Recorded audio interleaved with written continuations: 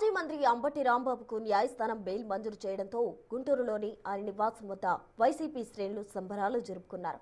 ఈ సందర్భంగా ఆయన కుమార్తె అంబటి మౌనిక మాట్లాడారు. న్యాయస్థానాలపై తమకు పూర్తి నమ్మకం ఉందని, దేవుడు తమ వైపే ఉన్నాడన్నారు. స్థానిక ఎమ్మెల్యే మాధవి దాడులపై చూపే అత్యుత్సాహాన్ని అభివృద్ధి పనులపై చూపాలని ఆమె విమర్శించారు. వెంకటేశ్వర స్వామి ఆశీస్సులు తమ కుటుంబంపై ఉన్నాయని ధీమా వ్యక్తం చేశారు.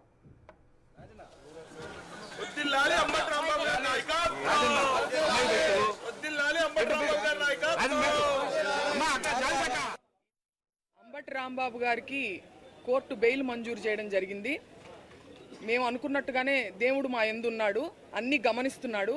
మాకు జరిగినటువంటి అన్యాయాన్ని కూడా ఆయన గమనించాడని నేను అనుకుంటున్నాను. ఆ రోజు వెంకటేశ్వర స్వామి దర్శనం అయిన తర్వాత జరిగినటువంటి ఈ ఇన్సిడెంట్స్ అన్నీ ఏవైతే ఉన్నాయో అదంతా కూడా వెంకటేశ్వర స్వామి గారి దర్శనం అయిన తర్వాత జరిగింది. సో అన్నీ ఆయన గమనిస్తూ దేవుడు మా యందు ఉండి ఇవాళ మాకు రాంబాబు గారికి బెయిల్ రావడం జరిగింది. అట్లాగే వాళ్ళ ఎవరైతే ప్రవోక్ చేశారో గ్రంథాలయం చైర్మన్ గారు వందన గారు కానీ ఇతరులు కానీ ప్రవోక్ చేసిన వారి పట్ల మటుకు ఏ కేసులు లేవు. అవే తప్పులు చేసినటువంటి అవే మాటలు మాట్లాడినటువంటి వారి మీద మటుకు ఏ కేసులు లేవు.